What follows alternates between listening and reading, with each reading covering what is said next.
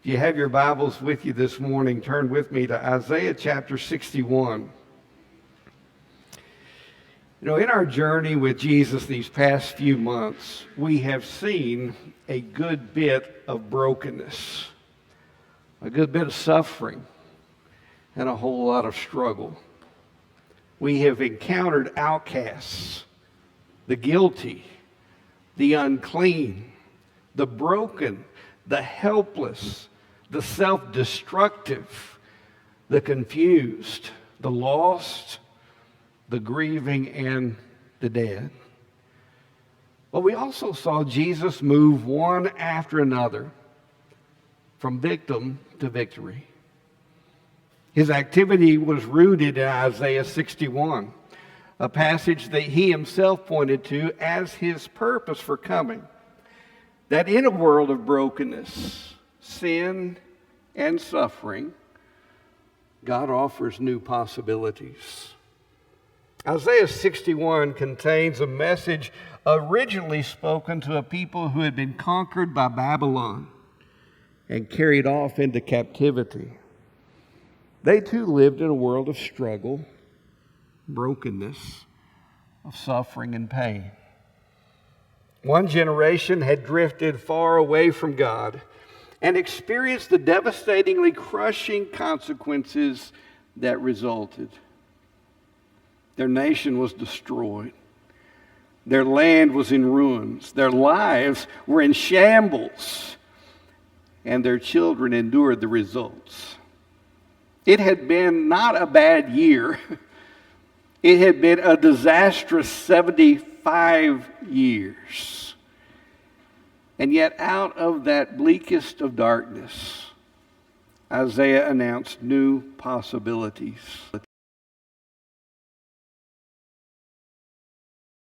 Promises to go with us, to watch over us, and to provide for us whatever we might experience. You see, to listen for his voice is to hear good news. And into this broken world, God brings comfort to the brokenhearted. Verse 1, he says, he sent me to bind up the brokenhearted. Remember, Isaiah was speaking these words to a people who were returning to a land that had been ravaged by war. They all knew personally the experience of suffering and loss. They knew the experience of devastation as their homes were destroyed and the temple that they cherished had been burned to the ground. But Isaiah assured them and us that God sees our helplessness, our disappointments, our distress, and our pain. The past can't be undone. Hurt may have occurred and damage may have been done, but the wounds can be healed and broken hearts can be mended. God binds up our wounds. God brings comfort to our hurts. And into this broken world, God provides freedom for captives and release for prisoners. Verse 1 says to proclaim liberty to captives and freedom to prisoners. Isaiah spoke these words to a people who were released from exile and enabled to return to Israel, the promised land. See, though they had been conquered, though they were captive and helpless, God was working to bring about their deliverance. The same way God works to set us free from bondage, from that which oppresses and enslaves us. The past can't be undone, but the chains that resulted can be broken. We can know God's help. We can experience God's deliverance because God still intervenes. God still delivers. God still sets free. To a world of brokenness, God speaks good news of help, of healing, and deliverance. Into a broken world, God speaks a word of new possibilities. And into this dark world, God extends the hope of new possibilities. Regarding this passage, Eugene Peterson notes, a single word can make a lot of difference. In verse 3, the word instead is repeated 3 times. Its repetition makes the difference between a life of gloom and a life of joy. Instead is a word of exchange. Rather than one thing, there is another. In place of what we have or expect to have, there is something else. Instead usually represents a radical difference. It doesn't just add a little something to what's already there, nor does it take away a little of what is there. It contrasts and exchanges. So God extends the possibility of victory instead of defeat. Verse 3 mentions a garland instead of ashes. In ancient cultures, ashes were placed on the head in times of disaster. They served as a visible expression of an inner experience of desolation, typically at a time of agonizing loss or devastating defeat. A garland, on the other hand, was a type of crown, and it was placed on the head to represent jubilant victory. So the past may be characterized by tragic defeat or painful suffering, but God holds out the possibility of victory, a victory that brings celebration. By God's grace, a past of brokenness and disaster can be transformed into an experience of joyful triumph.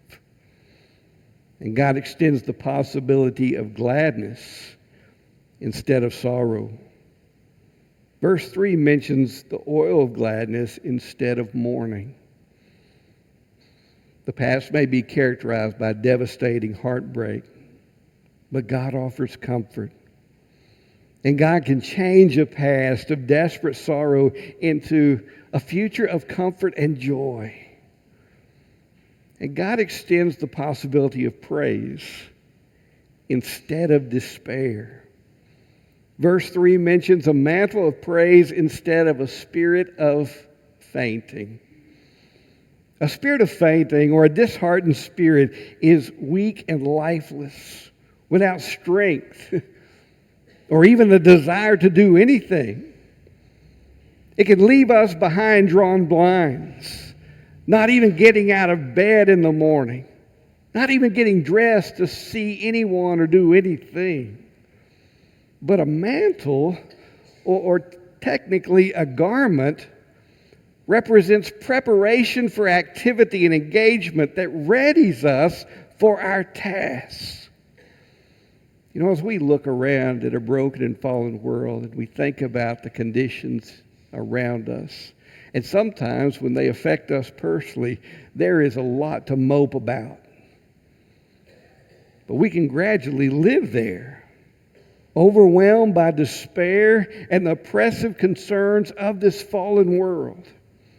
I mean, we face so many personal concerns, physical issues, concerns for our children or grandchildren, a government that seems at times to be filled with self-promoters, industries that are often corrupted by selfishness and greed, and a world of power-hungry leaders. And the list goes on and on and on. As the people in this passage looked at the devastation around them, they had much to mope about. They had every reason to feel sorry for themselves, to cast blame on the previous generation, and to surrender to hopeless misery. But a mantle of praise leads us to look trustingly to God, to express our gratitude to God, and to carry out our day-to-day tasks for God with faith. Eugene Peterson wrote, "The triple instead declares emphatically that exchange is possible." We don't have to stay there. There are new possibilities. I mean, consider the ease of exchanges these days. When Kay places an order on Amazon, and doesn't like what she gets. She doesn't sit around feeling sorry for herself, wishing she had gotten something else. She returns it so that she can exchange it for something she does want. Exchanges are possible. Instead is a gospel word. It's a reminder we don't have to sit around in the mire of defeat, of failure, and darkness, overwhelmed by sorrow or the spirit of despair. We can look to God, who has promised to provide a garland instead of ashes, oil of gladness instead of mourning, and a mantle of praise instead of a spirit of fainting. In a dark world, God extends the hope of new possibilities. And the results are described at the end of verse 3. So they will be called oaks of righteousness, the planting of the Lord, that he may be glorified. That's God's purpose for us. And God is seeking to bring about such a dramatic change for our good and for his glory. Into this dark world, God invites us to participate in those new possibilities. You know, the first reports from those who returned to the promised land were not encouraging. I mean, the holy city was still in ruins. The temple was still a pile of rubble. Their homes were still destroyed. The fields were overrun with brambles and weeds. The vineyards had been trampled down and eaten by livestock. Nothing was as they remembered or imagined. But notice verse 4. Then they will rebuild the ancient ruins. They will raise up the former devastations. And they will repair the ruined cities, the desolations of many generations. God involves us in that process of exchange. Now, verse 4 reminds us that God did not snap his fingers and change their circumstances. God worked through his people.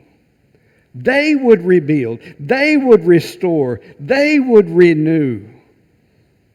Change in our lives and in our world calls for our participation and our cooperation.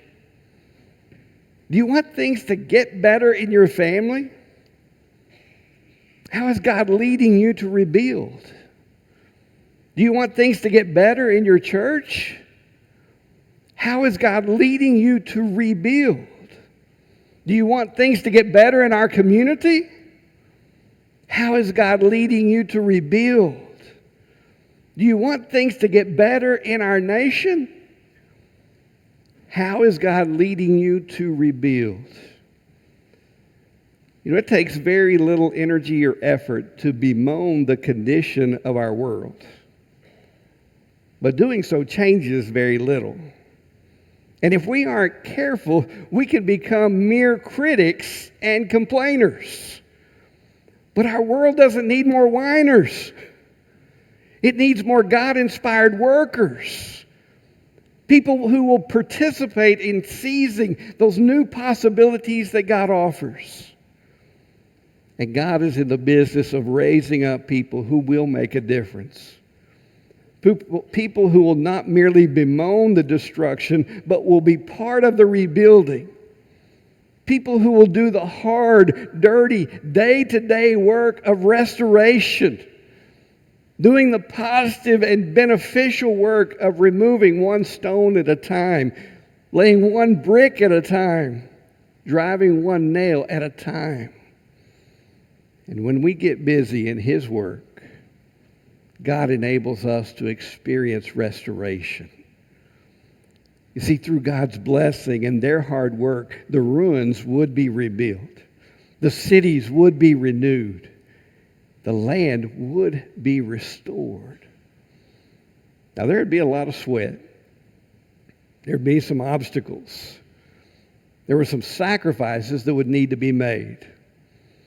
And new possibilities demand that we re-examine our priorities, that we make appropriate changes, and we deepen our commitments. You know, at this time in the story, it likely parallels the story of Nehemiah, which we're covering in Sunday school. Nehemiah was rebuilding the wall around Jerusalem, a task that demanded dedication, determination in the face of enemies, and cooperation among the people. A few years later, Haggai's rebuilding of the temple would demand a radical re-examining of priorities. You see, there were obstacles and challenges for both. But when God's people stepped up, embraced the responsibility, and did their part, change occurred. An exchange did take place. A people who had known nothing but defeat, sorrow, and despair came alive. They exchanged their broken and dark past for a bright and hopeful future. They went from victim to victory. They went about rebuilding the city, refashioning the temple, and reconstructing the city walls.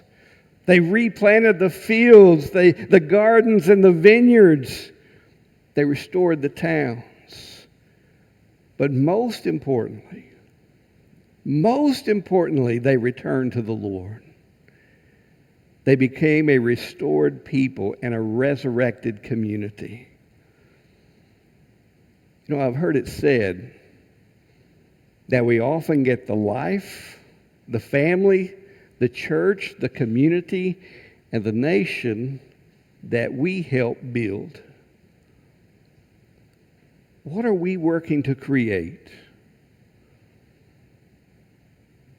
From our study this spring, we know that this offer of new possibilities has been fulfilled ultimately in Jesus, and that we're invited to participate in it even now. Are you overwhelmed by the darkness? Are you burdened by the trouble? Do you feel hemmed in without options? Take heart this morning, because we are offered new possibilities. Because we can still look for what God is doing. We can still discover what God is doing. We can still be a part of what God is doing in this dark and fallen world. And we too can make that wonderful exchange. Whatever darkness you've gone through, whatever darkness exists in this world, the Lord offers hope of new possibilities. This morning, have you experienced the difference God makes on a personal level? Has God led you to experience the saving and life-changing exchange? Has God moved you from victim to victory? From victim of your own sins, it separates you from God. Victims of the wrongs in this world. Have you experienced His gracious and powerful intervention on your behalf to give you an alternative, to pull you out, to give you hope and a future, an eternity with Him? Perhaps you're here this morning, God is calling you, drawing you to Himself for the first time to say, God, I'm tired of doing this on my own. I need to do it with you. Independence on you because of what you've provided. Or perhaps you're here this morning and you're a person of faith. What will your future hold? For you, for your family, for our church? What new possibilities will you seek? Will you pursue? Will you work toward? You see, both individually and collectively, God holds out new possibilities. We don't have to remain stuck or restrained by the past. We can make a glorious exchange if we respond with faith. Faith in what God has promised.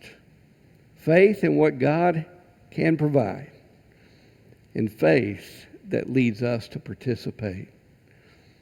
Perhaps this morning, God is leading you to a renewal of that relationship of faith. Saying, God, I see more and more of your good intent for me. I don't have to try to make it on my own, in my own strength. Help me to walk more closely with you, in dependence on you, and faithful to you, that I might discover all that you have for me. Perhaps this morning, as a person of faith, God is calling you to that renewal. For your sake, for His glory, for the sake of those around you. Or perhaps you're here this morning and you're seeking a church home, a place to partner with fellow believers, a place to grow in discovering God's goodness and His good plan for us, that we might experience both individually and collectively, as individual people, but also as a body of faith, that God is seeking to work in and through for the sake of this community and beyond. However God may be leading you to respond, whether here at the front or there in your pew, I invite you to do so as John comes to lead us in our hymn of invitation. Would you stand together this morning as we sing hymn number 320, Turn Your Eyes Upon Jesus.